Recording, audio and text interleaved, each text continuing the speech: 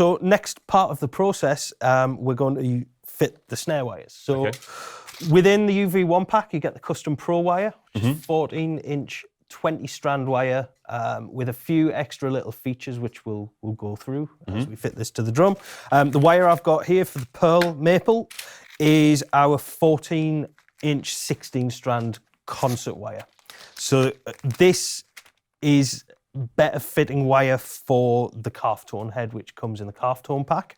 The more modern pack, which is the UV1, comes with the more modern wire. So you've got a bit more sensitivity with that wire, where the concert snare is a little less snarey, more kind of vintage sounding. Okay.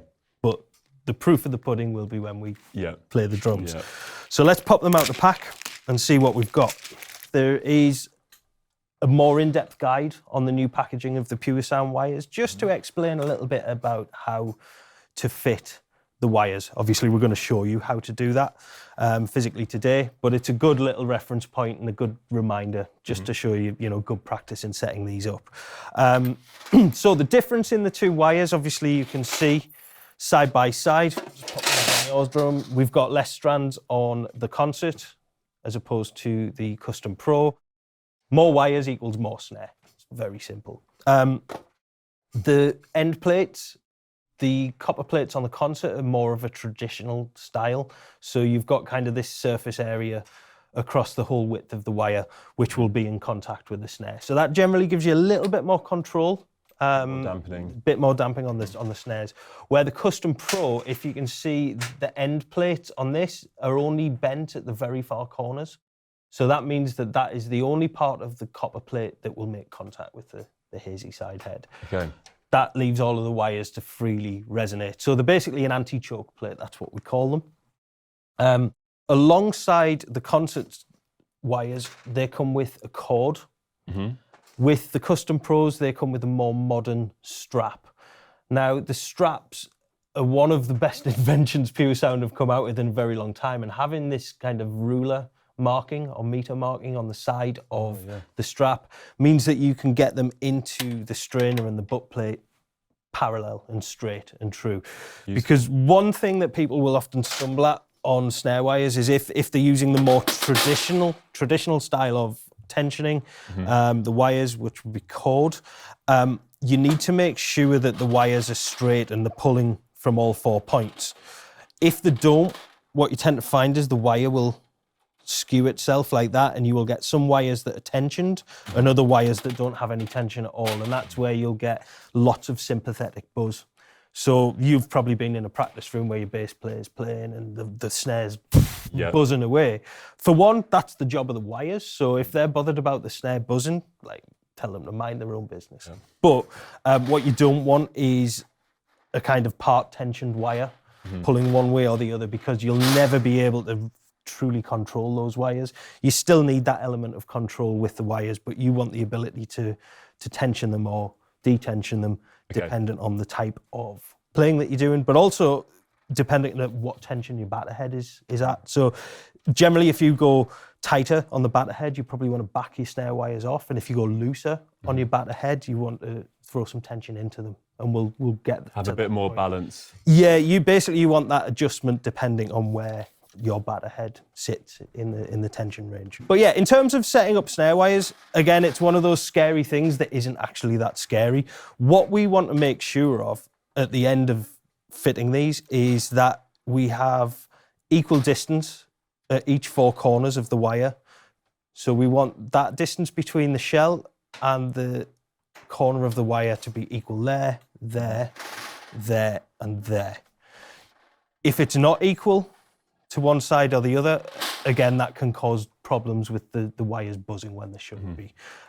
So the big point is just making sure that the wires are all straight and parallel, and when the wire is at tension, you've got it kind of sat equally on either side of the drum. On those days, you've put the snare strainer loose, open, or does yeah, so what I tend to do is I like to find how far the strainer travels. So let's just flip the drum up on its side just so we can see. So on a snare drum strainer, I generally throw it off and I will just loosen it So left for loose, and just find out where the end of the travel is on the snare strainer. Then I'll move it the other way, and I'll just find out where the maximum tension is on the strainer.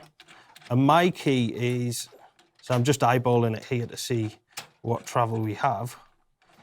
I like to set the strainer when setting up the wire around about the middle of the travel on the strainer. And the reason for that is it gives me the ability to add tension or take tension away from the wire.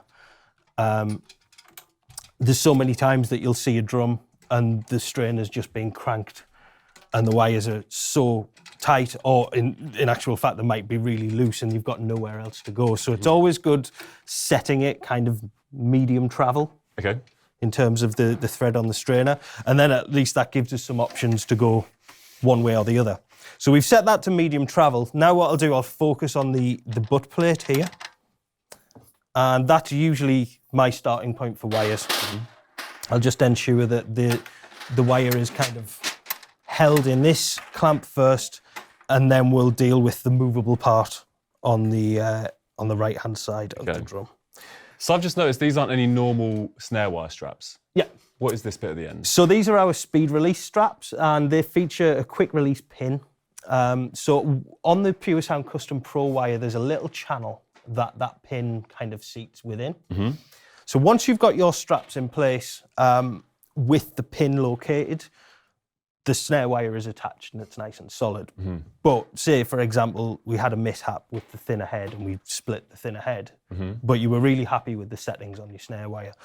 The quick release pin allows you to remove the wire without having to actually touch the tension or the straps within the strainer and the butt plate. So it makes for changing out heads much, much quicker and much more simple. You take out 2 or 3 steps just to replace your wires. Yeah, exactly. And again, it goes back to that fear of losing the sound you're used to. At least if you know that your wires you were happy with and it's at a consistent tension, all you have to do is take the pins out, take the counter hoop off, replace that head, and then locate the quick release pins back into the straps. And that's without undoing all of these. So obviously for this job, we're going a little bit more in depth and we're fully replacing the snare wires. But once you've set this up once, you really don't have to do it again unless you damage the wire in transit or, you know, it somehow gets damaged during So playing. practicing setting all this up and getting used to your drum will pay dividends if something happens. Exactly, but if you're not so confident, it means that you can still have the settings you were comfortable with without having to reset the strainer and all of that. Because I think this is probably the most intimidating part of snare drums. Yeah. Is this mechanical piece, you know. All the other drums on the kit are fairly simple pieces of kit, but the strainer is usually the part where people fail. So that's just a little bit of an aid to make things a bit simpler. Okay. Great. So in terms of the concert wire, I've got straight up nylon cord. So this is kind of the traditional method for attaching a wire to a drum.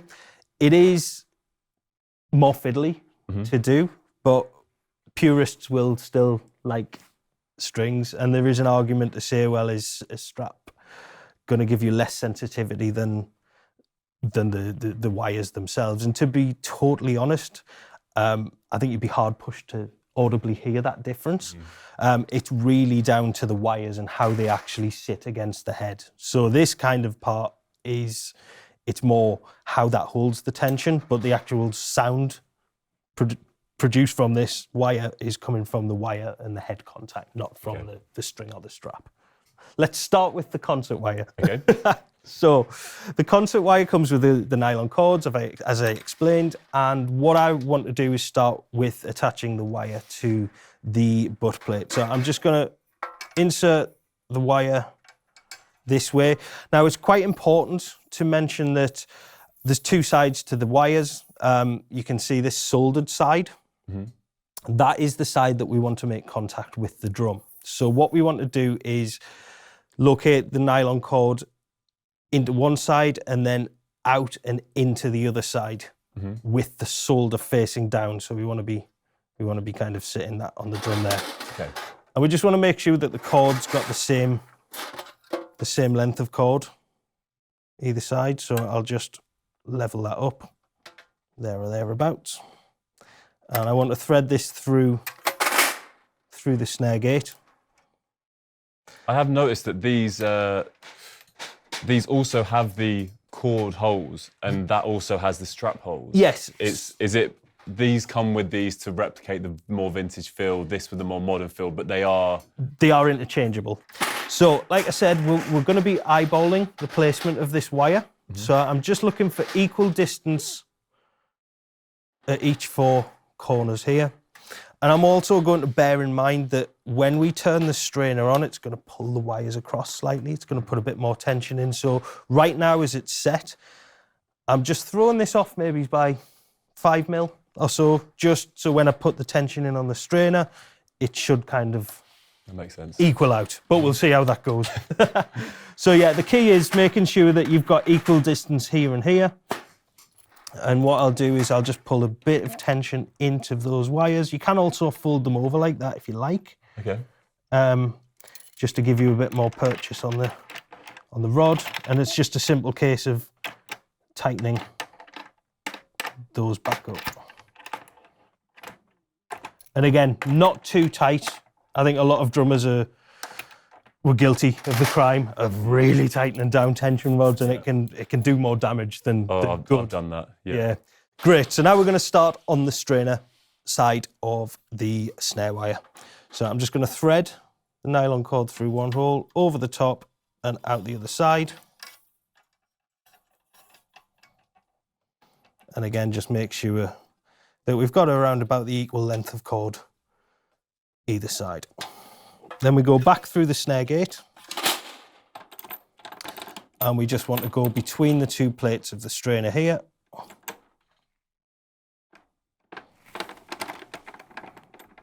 And it is a little bit of a fidgety job, but if we can find both ends of the strap, then we're golden.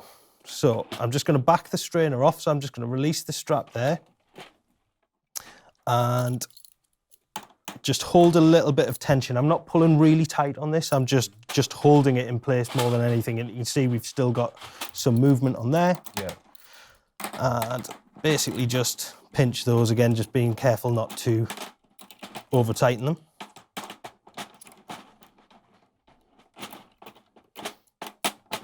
And just kind of pinch it tight. Just making sure the alignment's there before you commit. Yeah, exactly. So I'm going to pull the wire in, and it's kind of the perfect example that I've pulled the wires a little bit too far over that side. So I'm just going to back the strainer off to a point where the wires are kind of nice and loose. However, I'm not quite happy with the distance between the wires. So I'm just going to loosen this off ever so slightly and just pull the wires across maybe 2 or 3 mil, just to make sure it's nice and central. And it's okay not to get this right the first time. It might take a while. Proved it here. But again, it's working out new drums, new strainers. You've got to kind of find a happy medium, and it's not always going to work perfectly the first time, but it's knowing how to adjust and how to get it in line. So all I'm doing now is, now I've got tension in this side, I'm just pulling it through on the butt plate again. Just putting a bit more tension on this side because the wires were a little bit too far over towards the strainer. It's not rocket science, it's just making sure that the wires are sat central and flush. So again, pull that in. That looks pretty even. Wires are nice and tight, but also because we've left that strainer at medium travel, we've got lots of adjustment this way or that way, so we can tighten the wires or we can loosen them, depending on how we set our batter head. And that, in a nutshell, is how to fix a traditional nylon strung wire.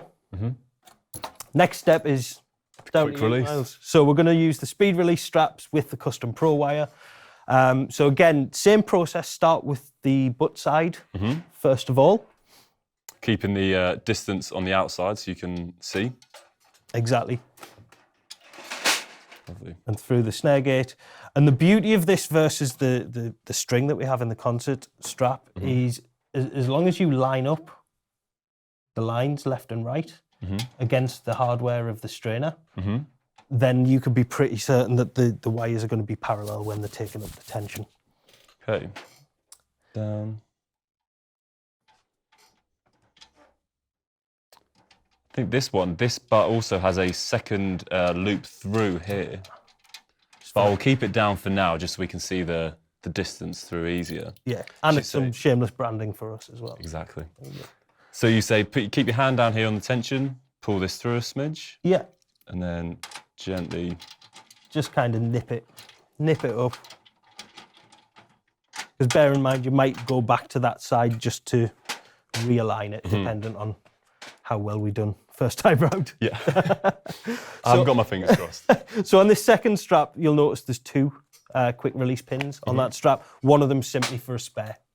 Oh, perfect. So there's a line on the strap itself which has this white stitching. That's the locator part for the actual pin itself. So the pin should sit between those two pieces of stitching. Oh, through here? Yeah. So it's a little bit tight the first time around. I can attest to that. But it's there you go. Once it's there, it's there. The other pin, like I said, is just a spare. So again, just make sure that goes through the central slot, and you'll see how the pin sits in that recessed part of the plate. And same rule, just get that threaded through the plate on the strainer. But this is the type of thing that you'll work out when you take a drum apart. Is you'll figure out the quirks and features of different strainers. Now, this is a Pearl, this is a Yamaha. They kind of look like the same system, but they are slightly very different, yeah. So, yeah, again, just make sure that... That was on half. I think I did that in time with you. Right, excellent. So, again, just give it Gently pull. give it a bit of attention, and then just nip it up. Bearing in mind, we're probably going to go back and adjust it slightly, but at least it gets the wires located and it gets them around about where we want them to be. There's your wires. Now, if you re-engage the strainer, you'll probably find it maybe a bit tight. It's a bit far this way. So it's probably done exactly the same as mine. So just back that off. Then would you do was it the butt first? Yeah, so the butt side. So you can loosen the strainer actually, which will give you a little bit more play to pull it that way.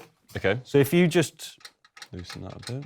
Loosen that just to give you a little bit more play, and then just pull that through, maybe 2 marks if you can. Yeah. Because it looks like you're probably about 5 mil out. Of course. I'm learning as well. But that's the beauty of this strap. And like I said, this is why I think it's one of the more genius ideas, although it's just printing on a snare strap, is it really gives you those marker points so you know where you're set. There's nothing like the pressure of another drummer watching a drummer changing their head. On a drum I've never touched before. That's it. But this is part of the fun of it, you know. So how does that feel? Does it feel loose, tight? Usually if you give it a little pull like that, that's around about what you're looking for. Obviously, if you go too loose, the drum becomes really airy. Yep. So you want to find this sweet spot between not too loose, not too tight. If you go too tight, you can hear the drum stretching and stressing out at that tension. So it's finding that nice middle ground where the wires are resonating for a split second, but then they're disappearing and they're not resonating and sounding like rice in a drum. You know, It's kind of just finding that sweet spot. But again, that really airy open snare sound might be the sound you're looking for. Yeah. So if that's the case, you want a really buzzy snare, then you want to remove tension from the wire. If you want a really tight, sort of articulate snare, you want to put a bit more tension in. Especially if you have like want that fat tone, you want to loosen the wires and get that sustain. That's it. So, you know, it's all a bit of an experiment, but at least this mechanical part, we can show you the easiest techniques for resetting. But this looks great. Kind of central on the head. We know that the bottom head's tensioned. I think the next step is probably batter heads. Let's do it.